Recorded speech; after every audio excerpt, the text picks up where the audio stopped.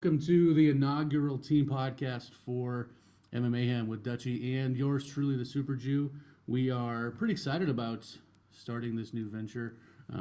Unfortunately, as him and I were walking to MMA-hem studios today, I realized that we are like the cover of the old movie Twins. He's kind of like Arnold Schwarzenegger, which unfortunately means that I'm Danny DeVito. But I'm not 4'9" or whatever the hell he is, so I guess we're going to be okay. Let's go ahead. Let's just get started on some stuff. There's been a change happening right now, Dutchie, with fighters calling out things and other fighters based on pay. And for the average listener, they're probably not too privy as to how contracts work in MMA, but I'm going to break it down real quick. As of right now, most fighters that fight, whether it's a small local show or the UFC, you get a dollar amount to show up. So let's say $20. And then if you win, you get another amount, usually the same as your show money. So you have show money and win money. So what that means is if I show up and I'm fighting Ray at heavyweight, obviously, I'm going to get $20 if I show up, $20 if I win. But more than likely with Ray's long arms and legs, he's going to choke me unconscious, which means I make $20. Now, if we put that into the grander scheme of things, if it was Ray's first fight in the UFC, their starting contract, if you're not coming off of an Olympics gold medal or something like that, is $10,000 to show up and $10,000 if you win. Now, that sounds great because you think to yourself, I'm going to be in the cage for 15 minutes and I can make $20,000. Well, what it really breaks down to is how many fights are you going to have a year? Ray, how many fights are you going to have this year? Oh, two. Let's say two. 2 fights, assuming no injuries or anything like that, and you win both, you're going to make $40,000. Sounds great, right? Not so much. It's better than McDonald's money, but it's not better than much else, really. Now, out of your 40 grand, now it's gross. You got taxes. Uncle Sam's got to get his. I got to pay for Donald Trump's hair. So we're going to take probably what? 10% off because I'm really bad at math. So that's going to take $4 grand. So I'm down to $36,000. I have to pay to live. So let's just say that I spend $500 a month on rent, which is super cheap. I wish I paid $500 a month for rent. 5 times 12 is 60, so that's $6,000 a year in rent. Now I'm down to $28,000. Well, I don't get to train for free. I got to pay trainers. I got to pay coaches. I got to pay managers. I got to pay everybody. You got a job too to support your family? Well, I have to at this rate. That's like slave wages, right? So I think that what people think is all these UFC fighters and whoever and Bellator or whatnot are making just a ton of money. Now there are fighters out there making money, right? Oh, of course. The top end fighters, the guys with lots of hype. The guys who are putting asses in seats, right? Oh, of course, yeah. Can they talk? Can they yell at each other? Throw water bottles, maybe? Monster bottles. Monster bottles would be an option. Yep, always an option. If you hit a kid, you got to pay a fine, though. I'm just saying. So there's fighters out there that are getting paid more than obviously what the low people are. Now, there's not a lot of fighters in the UFC. I think they've got a roster somewhere between 200 and 400 fighters, depending on where they're at. Now they do like 60 events a year, it seems like. But if you fight 2 times a year and you win both fights, you've made $40,000 plus your Reebok money, which is essentially a joke at that point because I think you get $2,500 a fight if it's your first time. So it all depends how many fights you have under your belt, etc. If you jump in at a title fight, though, I think they do give you 8 or 9 grand, something like that. It's ridiculous. So we've got fighters now that are calling out, asking for quote-unquote money fights. And this all really started with the Irish Lucky Charm, Conor McGregor. Ah, son of a bitch. So this guy came in and he started really what I would call, because I used to be a huge wrestling fan, cutting promos. He used his mouth to get his way into fights. Not bad. But now he's used his mouth to get paid. And so other fighters who I would say aren't as adept on the microphone as Conor McGregor are now asking for money fights. Ray, what do you think about money fights? What do you think about how fighters are going about getting paid? Everyone has their own personality, you know. Fighters are paid to fight, essentially, but at the same time, it's a business. And you gotta, in this business, you gotta get people to watch and listen. So everything's promo. They step on stage, they talk. Q&As, always being asked questions. So how are you gonna get people to come watch you fight? What's special about you? If they haven't seen you fight a whole lot, you gotta sell yourself. That's the business currently. I did not personally agree with it. I think it's pretty non-even keel. I think the top-end fighters get paid a lot more than still people fighting that are coming into the UFC. A great example is Sage Northcutt. I was talking about that the other day with a buddy of mine. Sage Northcutt got paid $50,000 to fight his initial fight. Who is Sage Northcutt? He has, a beach bod. He's all over media. Look at his hair, though. He's got great hair. Yeah, but can he fight? And you want to know what? He really can't fight. He's a newcomer. He's young. He's not positioned himself for a title fight, not even close. But $50K to win, $50K to fight. That's $100,000. That is almost double what TJ Dillashaw got on that same card. I believe it was UFC 200. TJ Dillashaw, 25 grand to fight, another 25 to win. That's $25,000 initially just to fight, where Sage Northcutt got $50K just to fight. I find that ridiculous. And here's the sad thing about that is that TJ Dillashaw at that time either was on his way to becoming the champ, or I believe he was one or two fights away from becoming That's a right, champ. yeah. He was a fight away from being a champ. Now, and here's the way kind of the UFC business model is right now. For those of you that aren't up on the UFC game, they were bought or sold to an entertainment company for a hell of a lot of money, $4 billion, as a matter of fact, which is a significant sum when I think the Fertittas bought the UFC for $2 million. So pocket change. It's a pretty good return on investment, though. I mean, if I could do that, we'd all be doing better. They've got to be performing. And I think, and I've talked to Ray about this, they are grooming the people that bought the UFC. I believe are grooming them to sell it again. They bought it, and they're going to try to sell it for more money, which means that they have to start putting on events that are going to be huge sellers. They got to pay off a $4 billion, that's with a B, billion-dollar note for buying the UFC. So they are looking for money fights, but they're looking for fights that get people to buy pay-per-views, which is why you saw Ronda Rousey come back, which was a travesty. She got exposed by Holly Holm, never should have came back. Her striking game is awful. And if you look at the video lead up, all the advertising lead up to that fight, they didn't show the champion in that lead up. They showed Ronda Rousey. Why?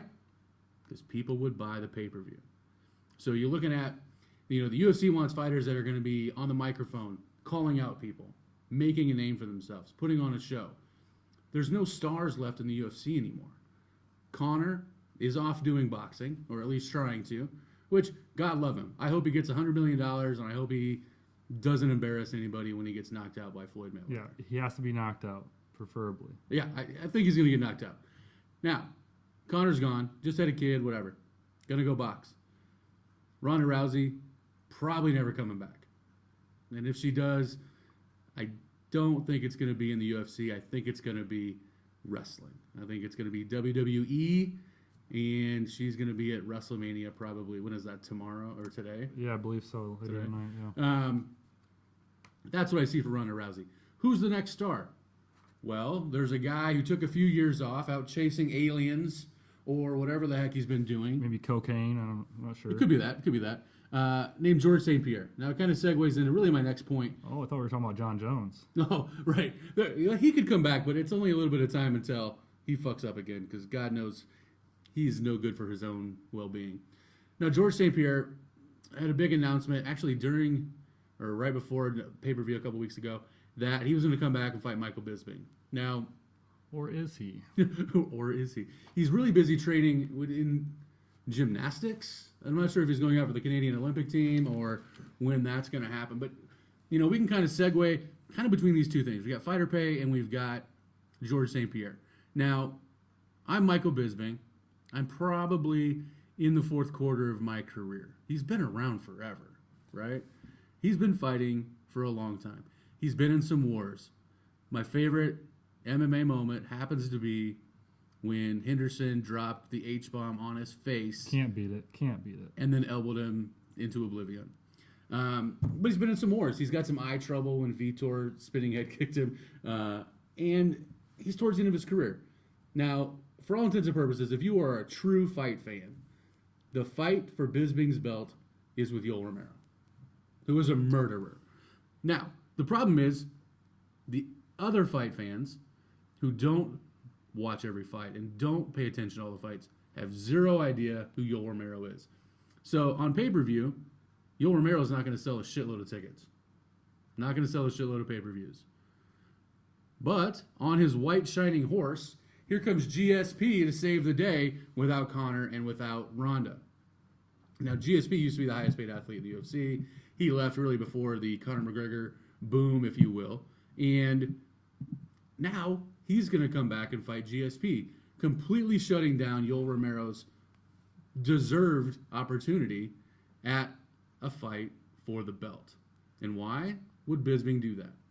Bisping wants to make money.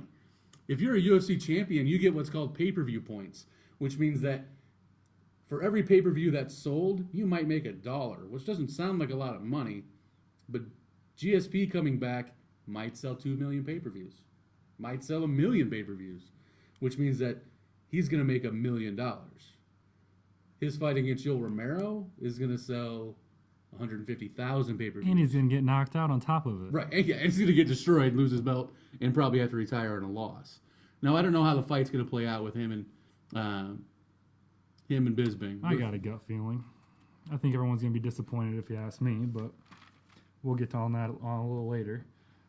We can talk about it now. You sure can. I mean, it's a fight that doesn't even have a date yet, but God forbid that he actually fights the guy who's in line for the title. From what I understand, St. Pierre hasn't even signed the contract yet. So, and why would you not sign a contract? You just trying to build hype on a fight that's never going to happen? Yeah, I'm pretty sure that's exactly what he's doing. He's wanting to build hype, trying to get more people listening in, and then hopefully, find a date. He's probably not ready. He's probably busy doing gymnastics. He's not ready to fight right now. He's been laid off. He says he's been training this whole time.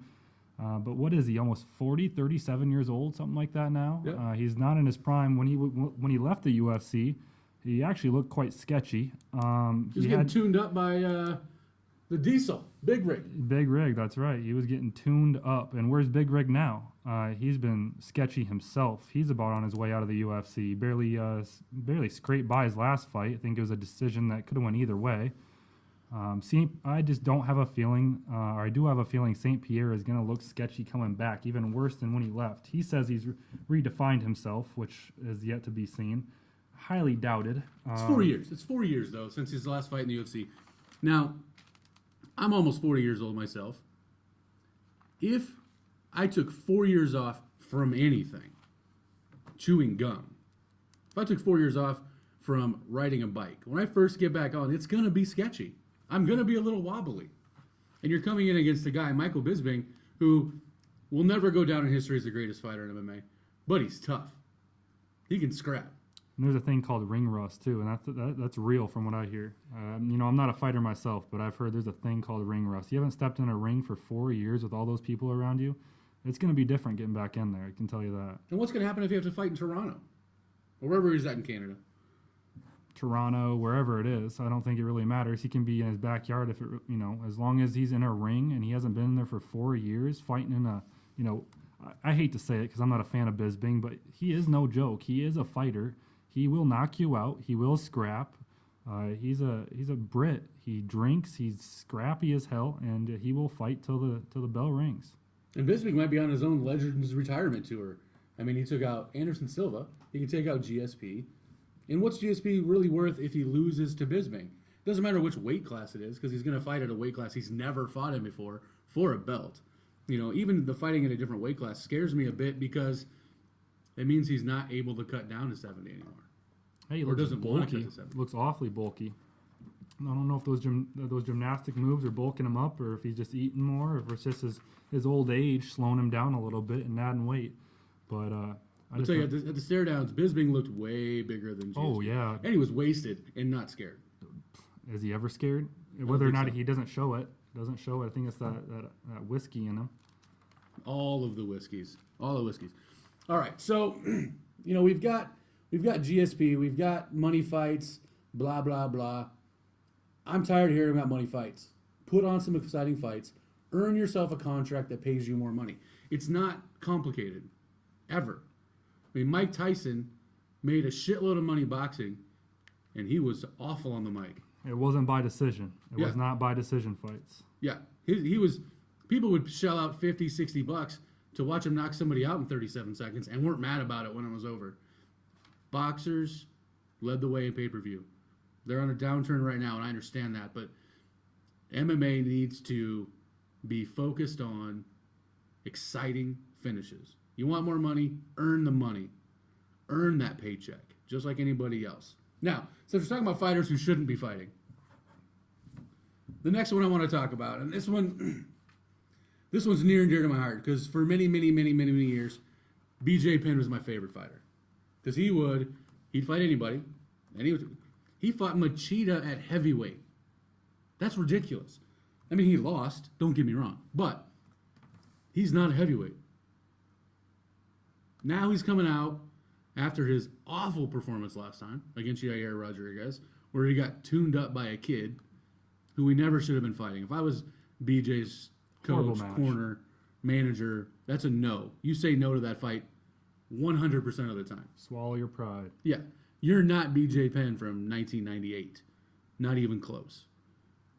Now he's fighting Dennis Siver, who is Logical matchup. a great matchup for an aging, slowing BJ Penn. But why? Why are you still fighting, BJ?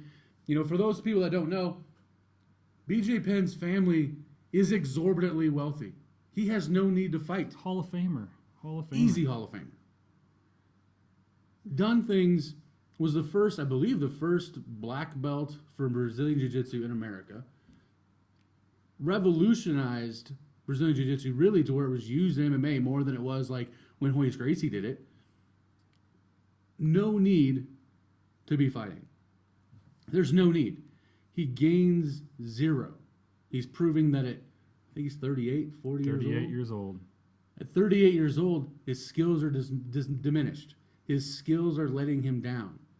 Got the heart of a lion. Oh, yeah. Unfortunately, that lion needs to go back and let the young bucks take over. I can't remember the last time he won a fight. It's been years. Gosh, remember it's 2010? Was it Diego Sanchez when he head kicked him and put that vagina on his forehead?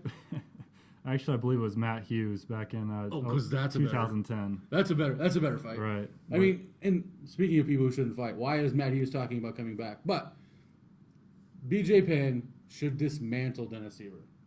That guy is the stiffest fighter ever. I mean, I don't see any way that BJ Penn loses that fight, but I've been let down before. Yeah, don't get me started on Dennis Siver. I always go back to why the hell he ever fought McGregor in the first place. But, you know, he can still brawl. He can still fight. Weak chin, but he can fight. But, yeah, I mean, come on. I want to ask why the UFC thinks people want to watch that in the first place. Can you answer that question? Because I can't. Does it seem like maybe the UFC is following Bellator and having people fight like a Legends division? Yeah, a sideshow circus. I don't know. Might as well throw a heavyweight in with a flyweight. It just doesn't make sense. Well, we're not Japan yet. Oh, okay. Pride never dies, by the way. Anyway, that fight for me, I don't understand why. I mean, BJ, I love you. BJPenn.com, I love you. I need you to retire. I need you to finally, permanently, and forever retire. Yeah, when you can't turn your head side to side, there's a problem there. You can't live a daily life like that, let alone fight. What are you doing? You got a family. Go home. You made plenty of money. You're going out as a Hall of Famer. Enough's enough. You've got your gym. You've got your website, actually, which is one of my favorite MMA websites, BJPenn.com. And there's no reason for you to fight, man. Leave the mats in the cage. Hopefully you knock Dennis Siver out. You don't take any damage, and you can retire. This talk about making a run is an unfortunate and terrible thing that no one should allow you to do. Especially your last two fights were KOs. You've been KO'd your last two fights. You're almost 40 years old. Go train. Go coach. Open up some more gyms. Hell, open up a McDonald's. I don't care. Just get out of the ring. It's best for you, best for fans, best for the UFC. I just think the UFC is just reaching and grabbing. They're trying to find something that's going to pole vault them back up, get people to tune in. It's just not working. People see this kind of stuff coming before it even happens. It's going to be a boring fight, maybe possible TKO. Otherwise, it's just going to go to decision, and nobody's going to like the fight. And if anybody watched that Yair Rodriguez fight, BJ was mad when they stopped the fight because that guy can take a beating, but it doesn't mean that you should. I like violence. I like when people get jacked up. I like blood. I like all that stuff. But unfortunately, it's not a street brawl. This is professional fighting. There's things we need to worry about in people's brains that are irreparable. You can't take time off and your brain gets better. And he's had a lot of wars in his career. So, BJ, hang it up, man. After this fight, because you already signed the contract, let's just not do this anymore. It's not worth it to you, to anybody else, and God forbid you lose to Dennis Seaver and tarnish your legacy. Yeah, the bad thing is he's probably going to win, and then he's going to think, I can fight once more, get another win. He's going to get some more pride. That's the bad thing. He's probably going to win. Seaver's got to be almost 40. Yeah, I believe he is 40. I think he is 40. Legends League. Maybe Belfort had it right when he called for it.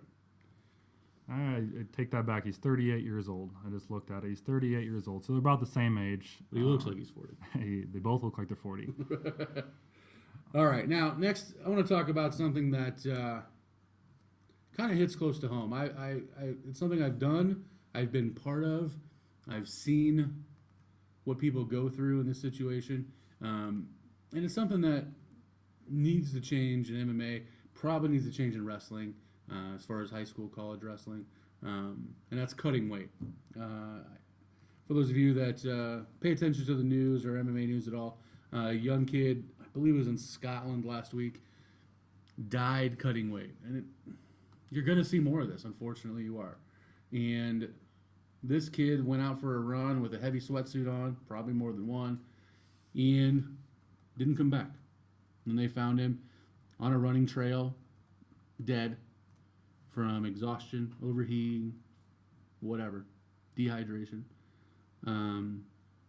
If you've seen weigh-ins, and I'm a big fan of watching weigh-ins, and it's not because I like seeing these guys with their shirts off, although that also tells a story. Don't lie. These guys cut weight to fight at a certain weight. So, for instance, if you watched Bellator Friday night, Rampage Jackson, I think, weighed in at 253 pounds. Jesus. Which is a heck of a lot for a guy who was world champion in the UFC at 205 pounds. Now, what happens typically is a fighter takes a contract for a weight class. So let's say I'm going to fight next week or in 2 weeks or whenever. Normally wouldn't do it in a week, but at 265 pounds, which is the heavyweight limit. So I have to be within 1 pound of 265 pounds. So I have to weigh less than 266 pounds. So I have from now until the day before to cut weight. Now, cutting weight is done a lot of different ways. Changing diet, especially if you have a long time. Usually you should have, 2 months to 3 months to get ready. So you change your diet up. You shed a little weight that way. And then when it comes to fight week, generally, it's just kind of maintenance. You are shedding off the last few pounds of water weight. Now, watching weigh-ins, sometimes you'll see guys and they look great on the scale. Other times you see guys that look like they are one step from death. One of the worst ones, really, I think I've ever seen was Conor McGregor. When he cut, was it 35? Or was it a 45 fight? It was 45. And you're right. It's 35. It was 35. It was disgusting. I mean, what happens is when you take all the water out of your body, your skin looks kind of drawn out and sucked in on your cheeks, but it really happens everywhere on your body. Your legs. For me, whenever I would cut weight, it was always my calves would lose a lot of, which is stupid probably, but that's where I would lose it at. And another place that your body loses water from is your brain. There's basically, and I don't know the medical term, so if somebody wants to send me these so I don't sound like a fucking retard, there's a sack of water or liquid that your brain floats in your head. And when you're cutting weight... They call that a membrane? Is that a membrane? And that's a Cypress Hill song, and it's totally different. That's okay. getting high. So the water comes out of there, and that's what protects your head as you're moving around just throughout daily life, or if you hit your head on something, it gives you cushion in your brain.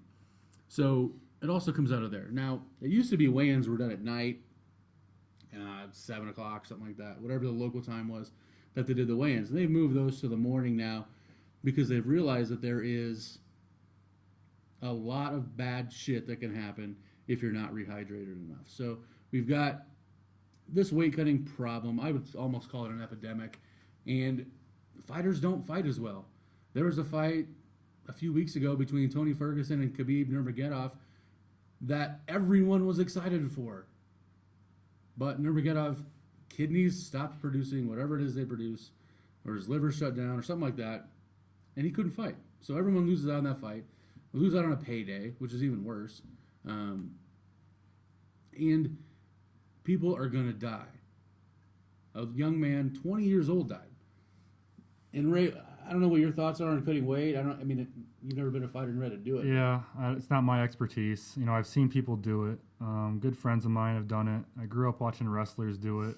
Shout out to Shane Moffat, one of my best friends. Watched him do it. Skeletor. It's just nasty. I wouldn't want to personally do it. I feel for him. It's been part of the game, up until this point. But it's a new time. Things need to changing, and I'm pretty sure the UFC's trying to get some regulations going, but they need to do it now, right now, before something bad happens, is my personal opinion. And speaking of Shane, and the reason he gets called Skeletor is because he loses so much weight that he looks like a skeleton. I've spent time in a sauna with Shane as he was cutting weight for a fight, and it's awful to watch people go through that. It is not a pleasant experience. There's actually a video on YouTube of Chris Cyborg, who we'll talk about here in a second, going through a weight cut when she was cutting just a 45, and she is crying, and it's in pain. It's painful to watch. You watch it and your heart breaks for this girl, and it's not because she's a girl. It's because you can see how terrible cutting weight is. My coach, John Michael Duvall, who currently weighs like 185 pounds, has a world title for King of the Cage at 125 pounds. Your body's not meant to be that weight. He doesn't walk around at that weight, not even close. So what happens is these guys are fighting out, coming into fight week, cutting 20 pounds in 7 days or less. My record is I cut 28 pounds in 6 days. Don't do that. Just be on weight. Fight in the correct weight class. There's no reason to die for fighting. If you go in the cage and you're not at 100%, you're shortchanging yourself for your performance. You're shortchanging the fans. You're shortchanging your sponsors who are paying you. Do the right weight class. Get rid of cutting weight. Yeah, these fighters think they have an advantage fighting at a certain weight class because they can cut down fighters that they think are naturally smaller than them. It makes sense in certain scenarios, but it catches up to you eventually. You can't fight there forever. And if you're both doing it, you're both screwing yourselves. Exactly. Anyway, weight cutting needs to change, needs to stop. People are going to die. And when somebody in the UFC dies from doing this, maybe then it's going to be enough. I just hope it doesn't happen. I don't want to see it. I don't want to have to report that to you about why XYZ fighter died in a sauna. It's gonna taint the reputation of mixed martial arts and professional fighting. It's not good for the companies. It's not good for the fighters. It's good for nobody. Let these fighters fight at their natural weights. And absolutely. It's okay to cut a few pounds. That's understandable. But to cut 20, 30 pounds, etc., it's ridiculous. It's not needed. Nobody needs to be doing that.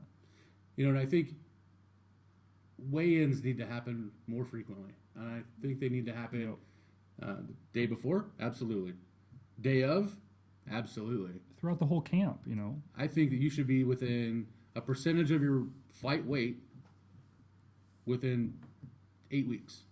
Within 4 weeks. Maybe a medical exam to find out what your natural weight is. So get your natural water weight. Let the organization UFC, who is supposed to have your back, let them predetermine where you should be fighting at.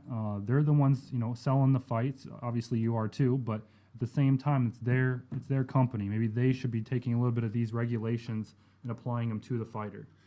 And I'm not one to say that the UFC does a great job of protecting people anyway, but we need some more weight classes. It goes right now from what, 150 to, or 155 all the way to 170? Yep, big jump. That's the only time that happens other than from light heavyweight to heavyweight. So there needs to be more weight classes. There needs to be stricter weight loss guidelines. I've seen people figuratively kill themselves in a sauna to make weight. Also, if you miss weight, take more money, and it counts as a loss on your record. I don't care. You need to be on weight if you sign a contract. Be professionals. Nurmagomedov should get zero money, which he did, but also Tony Ferguson, who made weight, should get his full show money at least, because I think the UFC ended up paying him $100,000 out of his $250,000 purse. So What's kind of bad about that too, though, is you sign a contract. You sign a 4-fight contract, let's say, whatever it is. You're signing a contract at that weight. So who knows what happens? Maybe you have an injury.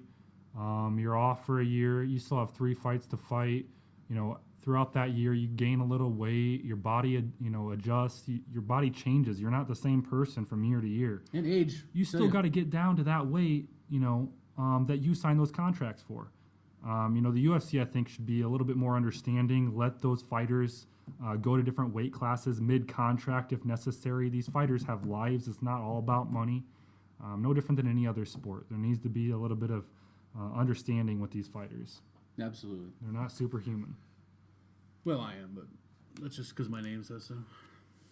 All right, so cutting weight. It needs to change. There needs to be things that are done. Save these fighters' lives, because we haven't really seen what's going to happen to fighters' brains 20 years after.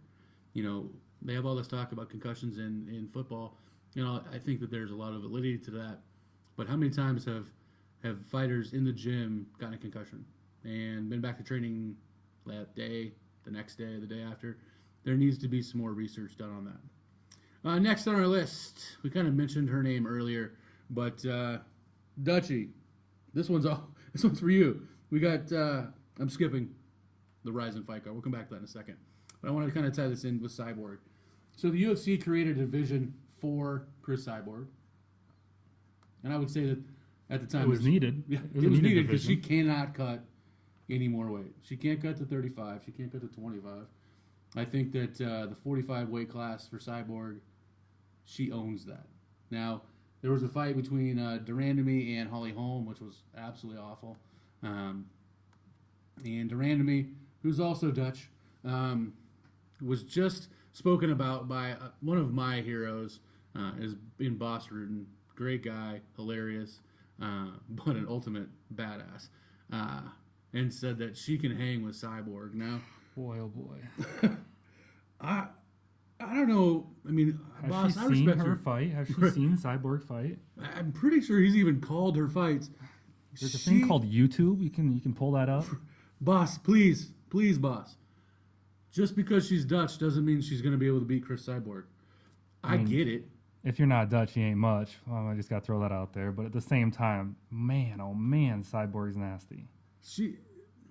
I've seen a video, and I talked about this, I think, last week, where she was rolling on the mats with Tito Ortiz, who had to weigh at least 205 pounds, because that's the weight class he fights. He's a big boy. He put her in a triangle, and she picked him up and slammed him. Now, one, that's not the appropriate way to get out of a triangle. Two, it's impressive to see anyone at 145 pounds, and I'm guessing she probably weighed 180 at that point, pick up another human being and slam them on the mat, probably at the end of a training session, so she's already tired. She is going to absolutely destroy Germaine Durandamy. I see zero chance, unless it turns strictly into a kickboxing fight, because I have seen Cyborg lose one of those, but unfortunately, it's not. And Chris Cyborg is going to punch a hole through Durandamy's face, probably multiple times. And I think if you haven't seen her fight, look it up on YouTube. It's a frightening experience. I mean, Chris Cyborg fought Gina Carano, who at the time was nasty KO. Well, the fight was really led up to because everyone thought that Gina Carano was the baddest women's fighter on the planet. And up until that fight, she'd really been untouched. She had some troubles making weight, whatever. Beautiful lady, but Good actor. She's in a few movies. yeah, she's been in Daredevil, or not Daredevil, but I can't think of the name of the movie right now. She's in a few of them. She plays the badass. Yeah, she's tough. I mean, but here's the thing: Cyborg ran through Gina Carano. Now, there was a point in that fight, if you've ever watched it, where Gina Carano actually had Mount on Cyborg, and her coach told her to get up, which is the weirdest thing I've ever heard ever. Just get up. Just get up. Most dominant position in sports. Please just stand up. But that was the only fight I really thought that Cyborg was ever in any trouble in. But Cyborg's going to destroy Durandamy. There's no two ways about it. This isn't the same Cyborg either. She wants something. She's in the UFC now. She's coming for it. She's a dog. She is coming for what she wants. She wants that belt. And this is her division. It was made for her. I was going to say, somebody else has that belt for a division that was made for her. Ain't going to happen. She's going to demolish. It's going to be ugly. And the real telling part of it was after Durandamy beat Holm, they mentioned Cyborg's name, and instantly Durandamy is like, well, I got to have hand surgery. I tried to put off an ass beating, too, if I knew it was coming. They call her the Iron Lady. I believe that's what her nickname is. Fighter name. She's going to be the Cotton Lady. She's going to be a pillow. She's just going to take blow after blow after blow. Cyborg's going to march into that and just put a KO on her. That's what I'm calling. And against Holm, she came forward the whole time. Oh, yeah. If that's her game plan, change your game plan. And that's against another kickboxer. Yeah, run. So she knew what she was doing, and she still came forward. Run. Try that on Cyborg. Run. Just get on your horse. Because she's going to catch you eventually, and you're going to get... Put on your wooden shoes and get to going. You can float in the blood with wooden shoes on. All right. Now, next thing, I've got a buddy of mine. His name's Mike Camp. He is probably booked, or he has probably booked, more MMA fights than any human in existence. He's worked for probably every organization. He's booked me a few times back when I was fighting, and the nicest guy, knows everyone in the universe. I can't imagine how many contacts he has on his phone. It's probably got a comma or two in it. But he's been doing some work with a company out of Japan called Ryzen. And for those of you old school MMA kids, there used to be a company out of Japan called Pride. And one of my favorites. Love it. Pride never dies. That's all I'm saying. If you ever want to watch some good fights, and not good because they were evenly matched, or good because there was drug testing involved, because there wasn't, watch some Pride FC. Pride was a shit show, but I guarantee you, every single show, you got your money's worth with Pride. We're talking about people laying on the ground with another fighter standing up, kicking them in the face. Like their head's a soccer ball. You can kick downed opponents. It is nasty. I love to see it. It's dangerous. But it's not my head, so I guess it's one less thing. Yeah, it's not me, exactly. I wouldn't want to do it, but it is entertaining. We'll say that. We're talking about Rampage earlier. If you guys want to see Pride in action, look up Rampage's slam on Ricardo Arona, where he probably, in any other cage in the world, I can see him going through the floor. It felt like a WWE wrestling pile driver of doom, man. It was one of those things where you're like, oh my God. Knocked him unconscious with a body slam. It was amazing. But Ryzen, enough talking about the past, let's talk about now. Ryzen's come back. They've got a fight card coming up on April 16th in Yokohama, which, I don't know, the other thing about Pride and Japanese fans, they're very respectful. They don't clap. It's the weirdest thing. If you ever watch a fight card from Japan, it is so quiet. They don't cheer. It's really weird and awkward, but fighters that I've talked to that fought there absolutely love it. And hopefully we can get a couple of these guys on the show here. I just want to go over the fight card. It's happening April 16th. It's going to be on pay-per-view, and I think Mike will be able to correct me here, but I think it is going to be $14.99 for the pay-per-view. But there's a couple fighters here that are UFC vets that we're going to try to get on the show here to do a quick interview with probably in the next week or so. But Mr. Heath Herring, who last fight in the UFC was 4 years ago, but got the absolute shit beat out of him. Give him credit, though. Yeah, he took a beating. Give him credit. From Brock Lesnar. And not a lot of people can say that. Brock Lesnar in his prime. He was fresh then. Not the old Brock Lesnar that you saw walking out of the UFC. Prime Brock Lesnar. And that might have been his first fight in the UFC. I believe first or second. Yeah. And all I can remember, every time I see that fight in my head, I can remember him hitting Heath Herring and doing like a somersault and a half backwards. It was bad. And then the old spear. Yeah, and then Brock tried to spear him. It was fantastic. But he took a beating. There's another video of Heath Herring where a guy, if you watch fights, they kind of do a rules thing in the middle of the ring. Blah, blah, blah. Don't hit in the balls. Blah, blah, blah. Whatever. Well, this Asian guy kissed Heath Herring during this. Now, that's Heath normal, Herring, isn't it? That's not normal? No, okay. not where I'm from. Heath Herring's from Texas. And he immediately, you could see his demeanor change. Like, he's already in fight mode, man. Like, you could just you sense it, and he just blasts this guy, knocks him unconscious. Couldn't actually fight because the guy was unconscious. So that's Heath Herring. Hopefully you can have him on. He's fighting Satoshi Ishii, who is a world champion judo player. So I know Heath Herring, he took 4 years off from fighting, but I know that he's been training. He just fought not that long ago in an absolute war, too. So, and that's going to be, and then the rules actually list here, elbows permitted. So have fun with that. That's going to be fun. So if we can get Heath Herring on the show, do an interview with him. Love to talk to that guy. Another fight on the card we've got, and I'm going to murder these Japanese names or Chinese, whatever language these happen to be in. I can't pronounce them. So we got Yusuke Yachi versus former UFC fighter Darren Cruikshank. I actually met Darren at one of John Michaels' fights when he fought for the 135 title. Super nice guy. And he now has the Don Fry mustache.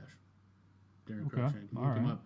He's got kind of the not handlebars. He's got a nice mustache. And I'd love to talk to that guy kind of about the differences between fighting the UFC and fighting for Ryzen. And kind of what he's been doing with Michigan Top Team. But the rest of the card here, we've got a bunch of names I can't pronounce. We've got a special rule, 3 minute, 3 rounds. I don't know how you get to Japan.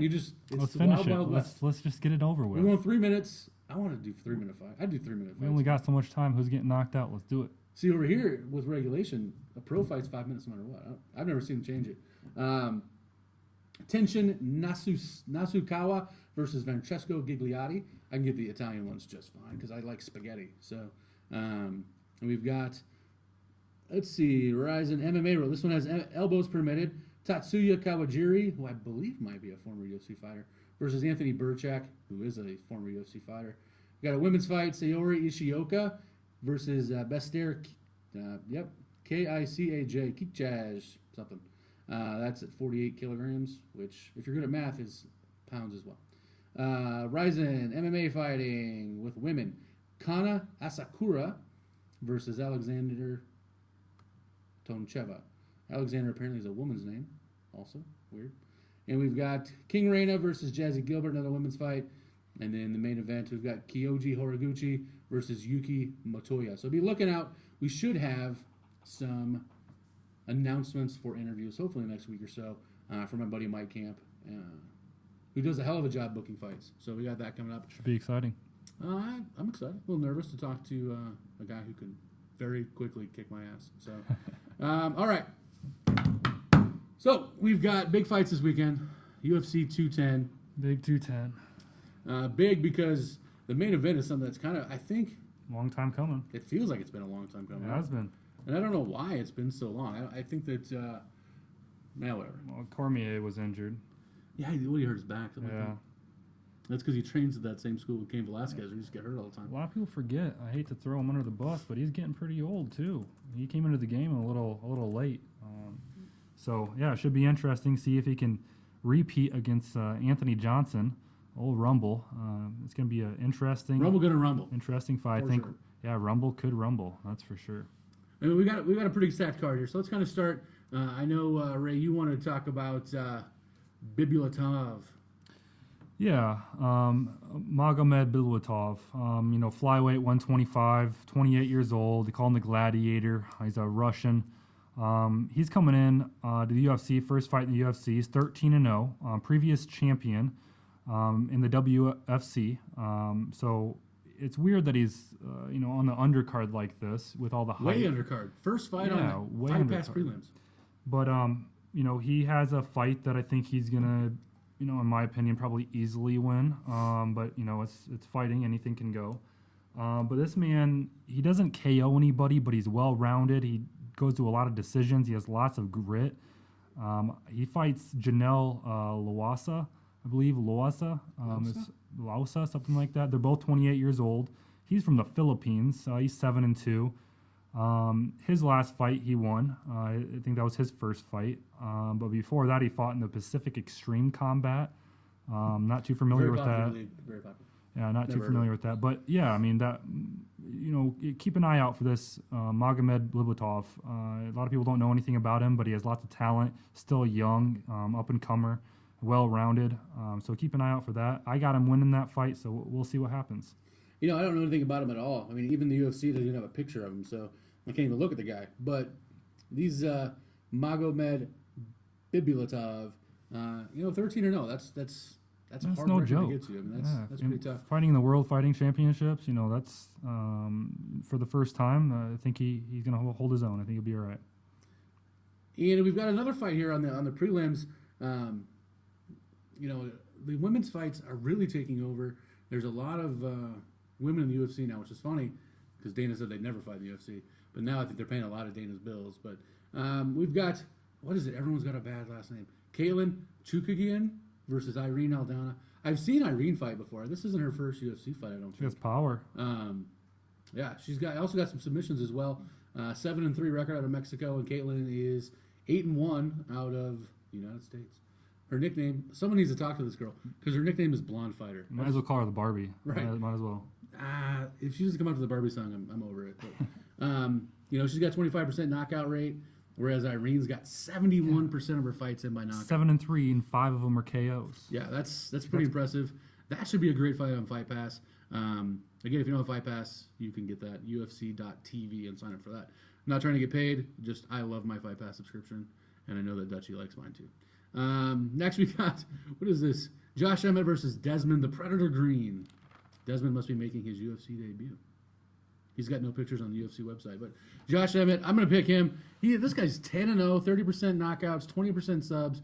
The other 50% are obviously decisions, if you're good at math. Desmond the Predator, no picture. I'm just picking Josh on his sweet tattoo. Point one thing out. He's 19-5, and he's never been knocked out. That's something big. That's big news. Never. You're not even a TKO. No, nothing. No KO, no TKO. When you looked, were all of his losses from decision then? Split decisions, or are they just flats? About 50-50. But regardless, he has heart. He never quits in a fight. He goes until the end, and he's looking for knockouts. I like that. Those are my kind of people right there. Get in, get out, get paid. Josh Emmett's no joke either, though. He's a little bit older, 4 years older, 32. Want to point one thing out. I don't remember. I think he's fought twice. He's 2-0 in the UFC. He's not much for finishes. He wants to go the distance. He's a smart fighter.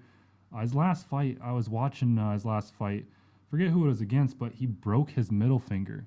Snapped his middle finger in half. Hold on, Josh broke it or the other guy did? Josh Emmett broke his middle finger. He fights out of Team Alpha Male as well, I want to point out. Well, yeah. But regardless, he finished a fight, and then he took his glove off, and his middle finger, compound fracture. His bone was sticking out of his middle finger. No thanks. No thanks. So he has heart. I want to point that out. I don't need that at all. I think that's going to be a surprising fight. I think it might go distance, might be knockout, but it's going to be a good fight. Sounds like it's going to be a battle, though, that's for sure. Indeed.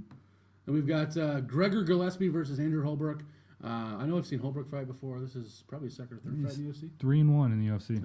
Yeah, fourth. Last beat Jake Matthews. He's no joke if you watch Jake Matthews. Jake Matthews well-rounded, tough fighter. And these guys, Gregor the Gift Gillespie, who wants to make it as hard as possible to pronounce his name because of all the G's. 8-0. Going against Andrew Holbrook is 12-1. It looks like it's going to be a pretty evenly matched fight. Is this Gregor's? This isn't his first fight in the UFC, though. Right? 1-0. 1-0. 1-0 in the UFC. Both of them won their last fights by decision. Not high decision rates, though. Gregor's got 25% decision rate. Holbrook is at 17%. So chances are this one's not going to see the final bell. Yeah, I've done a little research on Holbrook. He has a really nasty ground game. He wants to go to the ground. He gets you to the ground. He's going to look for the submission. The only fight he's lost was to Joaquin Silva via KO, but that Joaquin Silva, he's undefeated. Yeah, that's all right. So, well, if you look at the ears, I can tell you that Holbrook's definitely a wrestler. Yeah, he wants to get it to the ground. He's got the trophies. He'll stand up with you too, but he ain't scared to go to the ground. That's for sure. So, All right, then we're moving on to the Fox Sports 1 prelims. Those are free, which is always, as the Super Jew. My favorite Everyone word is likes free, yeah. So the first fight, Patrick Cummins. Is his nickname really Durkin? It is the Durkin. That is so dumb. Versus Jan Blachowicz. How are they both ranked number 12? Interesting. Tiebreaker. Yes, exactly. Someone's going to get broken. Patrick Cummins, great story with that guy. I mean, he's really made a run of it after his weird fluke appearance in the UFC a few On years a ago. 2-fight losing streak, I believe, though. Yeah, this is kind of the swan song for him. I think that if he loses, he'll get cut for sure. You know, kind of 3 strikes, you're out in the He's UFC. up there, too. He's 36, so it's not like he has much upside. And I don't think he's really ever been exciting to watch fight. He's 8-4, and all 4 losses come TKO. Or 2 of them were KO, 2 of them were TKO. Yikes. So if he gets clipped, he's going down. He'll be back at Starbucks in Omaha pretty soon. And the opposite, Jan Blachowicz, I believe is how you pronounce it. It's Jan. Jan. J is silent. He's only been knocked out once. So complete opposite. So you make your decision on that. If there's a knockout, who's getting knocked out? I think I know who I'm picking. High decision rates on this one, I would say, on these guys. 25% for Pat, and Jan's 37%. This one probably we'll see. Well, we'll get to our predictions.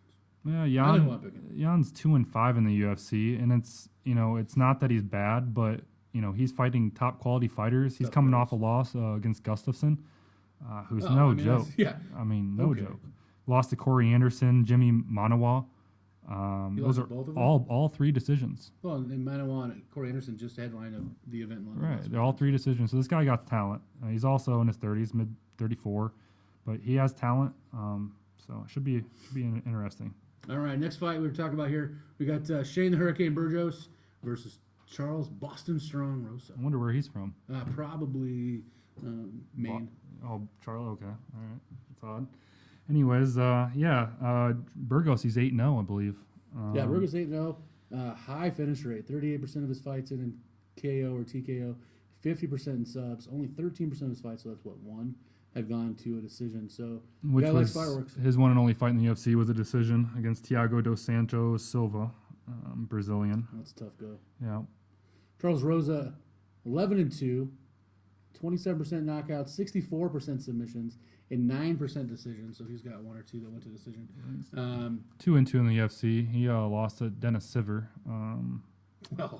We talked about him earlier. He heard our thoughts about him.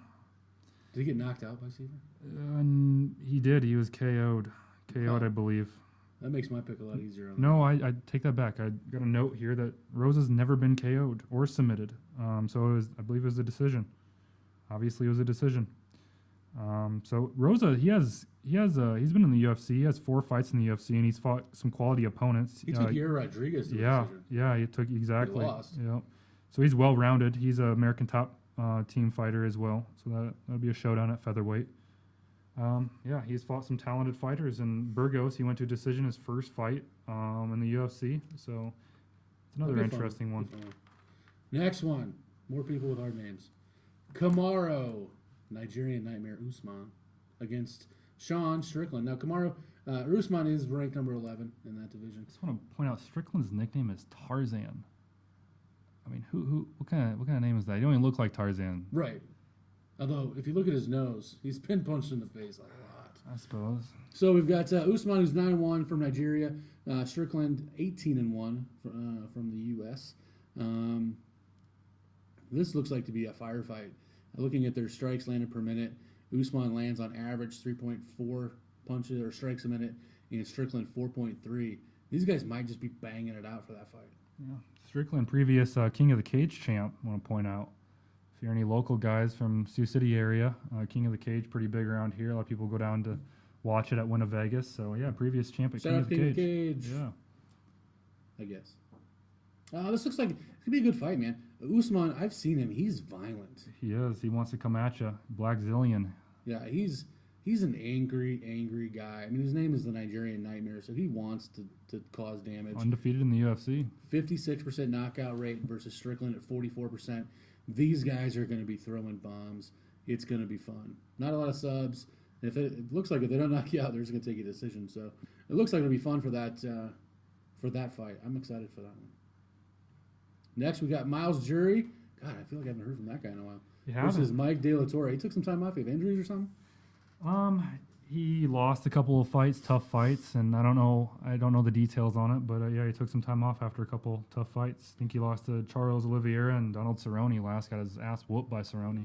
Hey, Cerrone though. Yeah, who's gonna complain about that? Yeah, that guy's bad. I think did Cerrone drop him with a body kick? Yeah, he did. Yeah, pretty nasty body kick. Yeah, it was nasty. Cerrone's a bad man though. I mean, you can't take any away from somebody getting jacked up by that fool. Right. But this is the main event on the Fox Sports 1 prelims. Gonna be a good fight. I mean, you got Miles Jury's 15-2. I feel like his 2 losses are nothing to be ashamed of. No.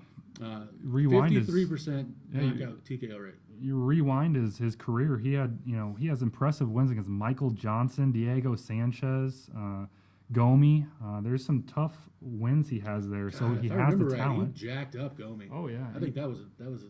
He's still young. He's 28. Yeah, he knocked him out in the first round. Yeah, so I'd like to see him get back on track, get some wins under his belt, and come out firing. And took a decision from Diego Sanchez, which is tough to do because it's not like Diego Sanchez ever says, I'm probably done fighting. Right. And I think there's some confusion from what I've been reading about him and doing a little research is he has some confusion about his weight class he wants to be in. He's jumped around 3 different weight classes.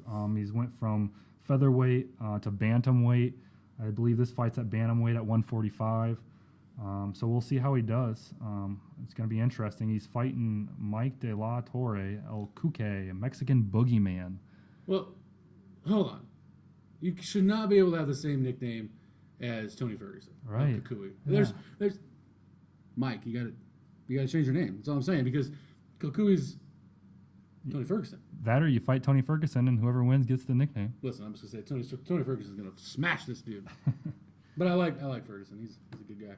But these guys definitely come to fight. We got De La Torre's got 50% knockout rate. Neither of them like decisions. We've got a lot of knockouts, a lot of submissions. This should be a good fight. Definitely a good fight to lead into the pay-per-view. Yeah. I want to see Jerry get back on his game. I think he's going to. He can make a run. He's still young, too. Exactly. He's not a little. Got now all we're the gonna talent move, in the world. Let's move to the pay-per-view. And this is, we're going to talk about some things on this pay-per-view that kind of upset me. But Will Brooks, unranked, which is funny, because he was the next big thing when he came over, against Charles Oliveira. Will Brooks.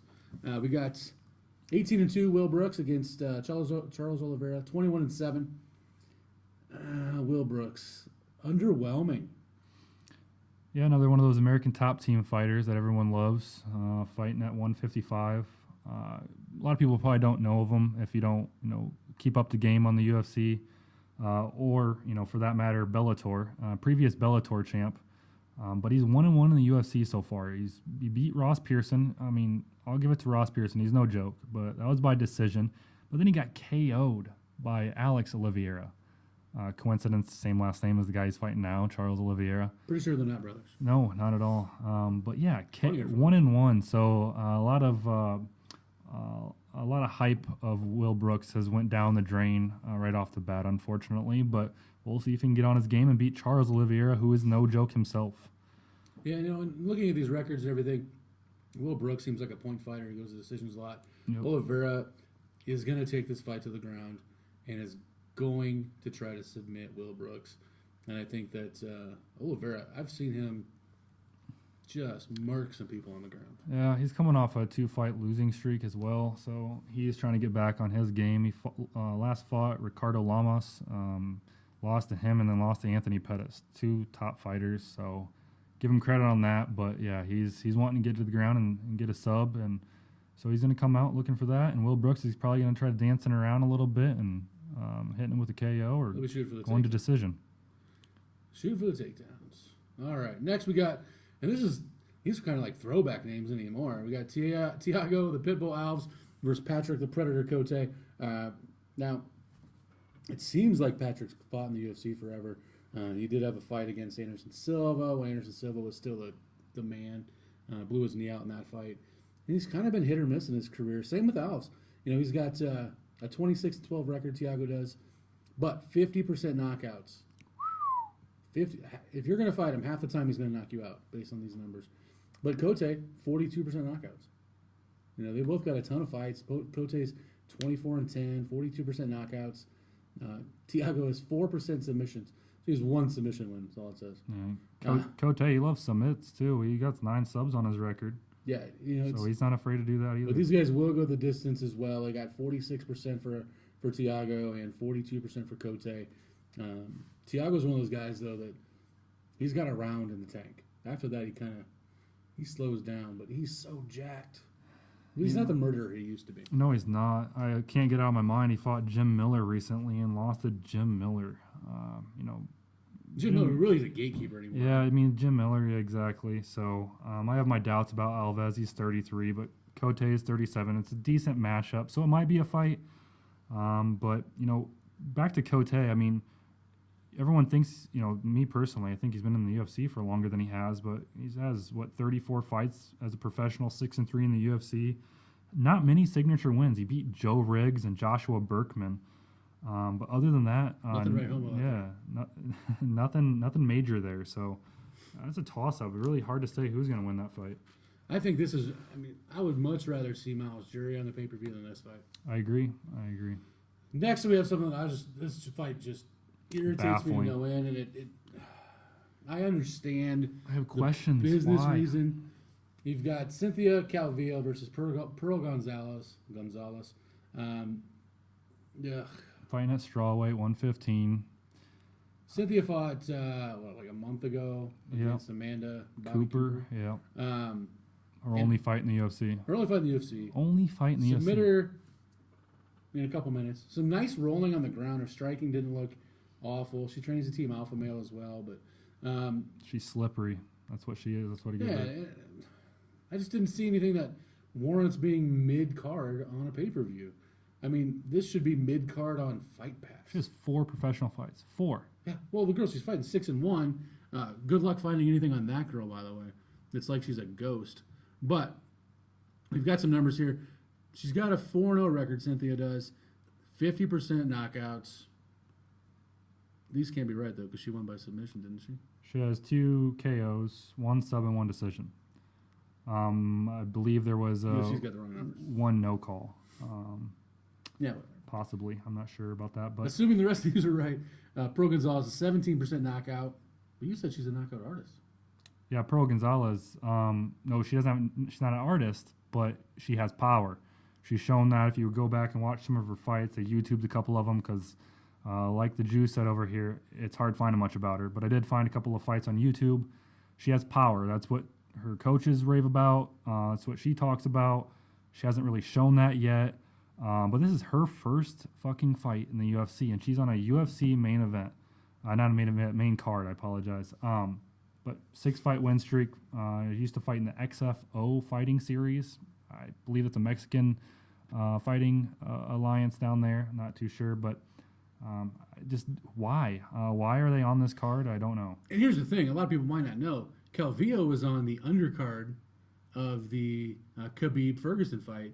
And when that fight got canned, they moved her fight to the pay-per-view. Now, maybe they see Calvillo as someone that's going to move the needle, but nobody knows who she is. Why is she mid-card on the pay-per-view? Unless they think she's going to make a run at 115 pounds. But the champion 115 pounds is a murderer. Yeah. Joanna Jędrzejczyk would murder this girl. Yeah. It would be bad. And she's only got 4 fights. It'll be her 5th fight. It's not like this girl's 18, 20 years old, phenom. No, She's 29. She's, middle of her game.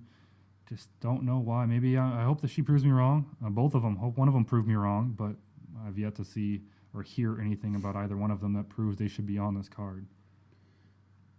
Yeah, I'm not excited about that fight. I think Calvillo hopefully win, and the UFC can push her because that's apparently what they're trying to do is give her a push. I mean, you're just asking for backlash from fans, putting them on a UFC pay-per-view card like that. I mean, you're asking for trouble, if you ask me.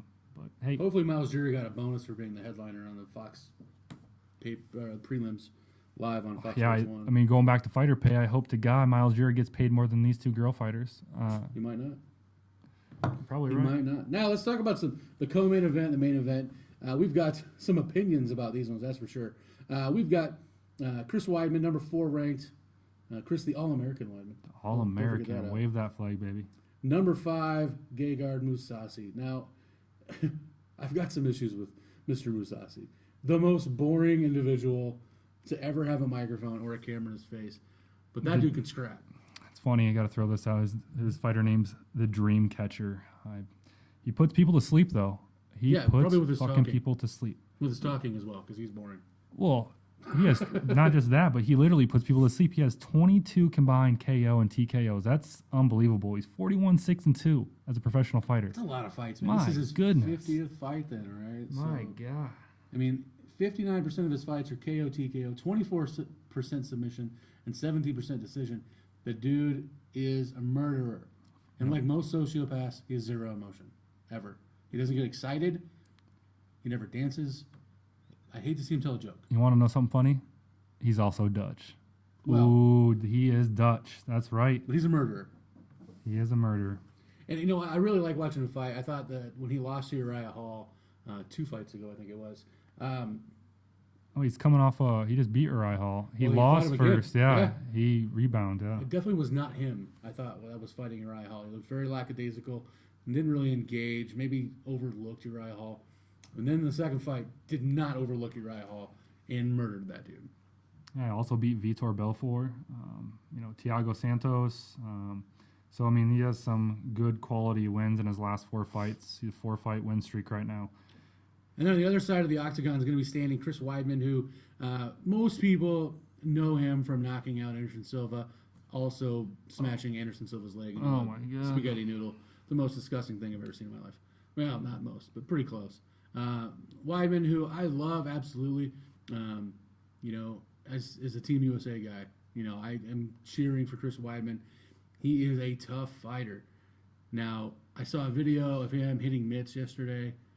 Hopefully they were doing it slow on purpose because it didn't look real impressive. And he's dropping his hands when he throws kicks, which Mousasi has been in there 1,000 times and will exploit He's that going to catch you. quickly. But I think he didn't look great in his fight against Luke Rockhold. I think that after that he fought Yoel Romero. That fight is a career changer in your brain. That was a disgusting knee. I feel bad for him. There was hardly anything you could do to prevent that as well. So Yeah, and that wasn't even like a mistake that he made. I think that Romero really set that up well. But, he's got the heart of a lion. He is former champion in this weight class. And I think, we're looking at these two guys fighting really are going to be the next two to fight for that title, assuming that Yoel Romero never gets a title shot, which I don't think he will anytime soon. Chris Weidman currently ranked 4, and Mousasi's ranked number 5. So this is going to kind of decide where this division goes as far as up and coming. And I'll put money this fight does not go 3 rounds. No. Somebody's either going to sleep from punches or from submissions. These guys, I think, Mousasi, he moves. His movement is a little different. He's not as predictable, and it's gonna be a great fight. This is one that any other fight card, this is main event. Oh yeah. If there wasn't a championship fight, this would be the main event. And a long time ago, a few years ago, Weidman said, "You need to get on the team." I'm on the team, man. I need you to show us why we should be on the team. Mousasi's got 3 times the fights. Yeah, lots more experience, and it's funny. He's actually younger than Chris Weidman. But Chris Weidman, he's coming off. We talk about him like, he's this fighter that's just fallen off, and he's just barely hanging on by a string. But he's only lost 2 fights against quality fighters, so he still has the chance to He's not rebound. losing the chumps. And I'm not going to say he's on the slide. I don't know a lot of humans that could take that knee that Yoel Romero. Not many. The blood after that, there was nothing. If it wasn't a KO or TKO, he was getting stopped by the medical team. So. It's hard. I pulled for Chris Weidman. I think he can do it. It's going to be a really tough fight for him. Stylistically, I think it's going to be tough, especially with the way that he takes a lot of blows. Chris Weidman's known for taking blows in his stand-up game. He's an All-American wrestler. He wants to, scrap it out, gut it out. And Mousasi, he's so patient of a fighter that he's going to make you stand with him, defend the takedown, and when you drop that hand that we've been talking about, Mousasi's going to capitalize. So it's going to be a tough fight for him. I hope Chris can pull it out. Well, and we talk about dropping that hand, and if you've ever been a part of Taekwondo, and that's really the way you throw a kick in Taekwondo, is you throw that kick and you drop your hand kind of as a counterweight. And when you drop that hand, somebody with the skills and the ability to read a situation like Mousasi is going to read it. And you only got to do it once to screw it up. Next time, he's going to knock you the fuck out. And, I think this is going to be a great fight. Looking at Weidman's history, 3 of his last 4 fights, he's gotten a performance bonus. He's got fight of the night a couple times, performance of the night when he knocked out Vitor. He's fought all of the names. Munoz, Anderson Silva, twice, beat him twice. This is when he was untouchable. And I love watching him knock out Anderson Silva. That's one of my favorite things ever. He hit a rough patch with Luke and Yoel. I'm telling you, that knockout from Yoel Romero, you'll have nightmares of that one. No one wants to have that happen to their face ever. It was bad, blood everywhere. I actually think he caught him laying the crown above his hairline, right above his hairline. And it was bloody. It was a mess. All right, next, let's talk real quick here. This championship fight is a rematch from a fight that happened a couple years ago. And we've got the champion, Daniel Cormier, 205-pound champion, against the number 1 contender, Anthony Rumble Johnson. This is a fight, if you watch fights at all, Anthony Johnson is a murderer. I would never want to get hit by that guy ever, in any part of my body. He's like, let me punch you in the calf. No thanks, I'm good. That shit's going to hurt. He's what you imagine a 205 fighter to look like. He's your prototypical knockout artist that you would imagine a fighter to look like. You don't want to see him in an alley. You don't want to fight him. You want your buddies to back you up because you're going to need a few of them. I don't want to see him anywhere. If he walked in this room right now in our studio and he said, we need to talk. No, we don't. I don't need to talk to you because you're scary. He is a big man. He's got long arms, and he hits hard as fuck. If you ever want to see someone get knocked out from a punch that didn't look like it hit you real hard, watch his knockout of Glover Teixeira. It looked like he just tapped him on the chin with an uppercut, and Teixeira was unconscious. He was dead. Knocked out Ryan Bader in the first round. Welcome to Bellator. You can't fight in the UFC anymore, Ryan Bader. Jimmy Manawa, who just had a great knockout of his own, knocked out in the second round. Gustafsson, I believe. I believe he knocked out Gustafsson. Round 1 knockout of Gustafsson. Knocked out Little Nog. First round. Anthony Davis. He beat him in a decision. People say he doesn't have any gas. Still beat one of the best wrestlers in the history. And he lost to Vitor. Okay, I think that was it. He's cutting weight. This guy fights at 205. He cuts weight to fight at 205. He used to cut all the way down to 170. Nobody at 170 wants to fight this dude. The problem is that when he fought Daniel Cormier last time, Daniel Cormier broke his spirit. Opposites. They're complete opposites is what they are. Anthony Johnson never has had a submission. He's never submitted anybody. I want to know how many submission attempts he has. None? Yeah, none. He's looking to KO you. And you're lucky if it goes to a decision. Very lucky. I think you're lucky if you have all your brain left. Daniel Cormier, he's going to wrestle you. He's a wrestler. He's going to want to get you to the ground. He's going to want to wear you out. And that's what happened last time. He put Anthony Johnson up against the cage, continued to try to get that ankle swept out from underneath of him, drag him to the ground, wear him out. Because like we said, Anthony Johnson, he's a heavyweight fighting at 205. He has to cut down. He wears down very easily. About 3 rounds, as I'd say, is what it takes for him to wear out. And then it's time to go to work. And Cormier also cuts to 205. But here's the thing. Daniel Cormier, wrestler, world champion wrestler. Used to cardio. He knows what cardio is all about. Pretty sure he's got an Olympic gold or silver medal somewhere hanging around the house. And it is him breaking Anthony Johnson. In your head, you have to know, if you're Anthony Johnson, you step in there, this guy broke me last time and made me tap out. Got to have a different game plan. What's his game plan this time? Knock him out. If I'm Anthony Johnson, I'm going to put my hands on him. The problem is he smashed Daniel Cormier in the first fight, and Cormier got up and beat the shit out of him. Yeah, Cormier has a chin. And heart. You can never question Cormier's heart. Heart, chin. He's 18-1. Has only lost to John Jones. And I think that's a fight everybody wants to see. But I think what you're going to have is a fight that hopefully is going to look a lot like the last one.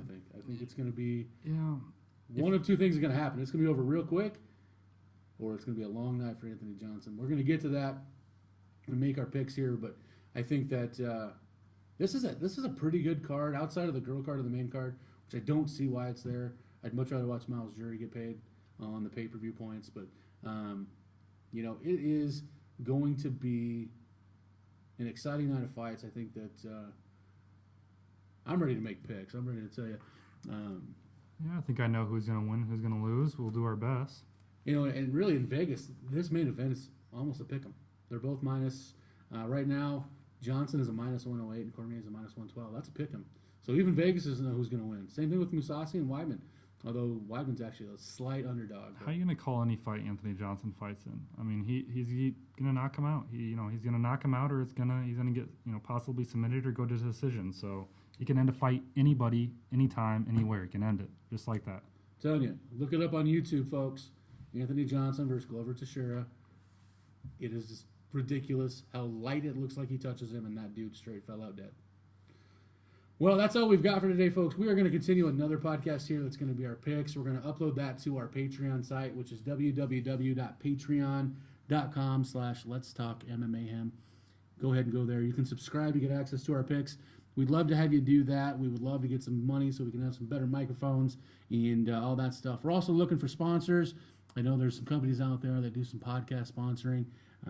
Anybody who wants to get on here, we would love to have you. Friends, family, we love you guys. Thanks for listening. We'll talk to you guys next week. Get at us. That went forever.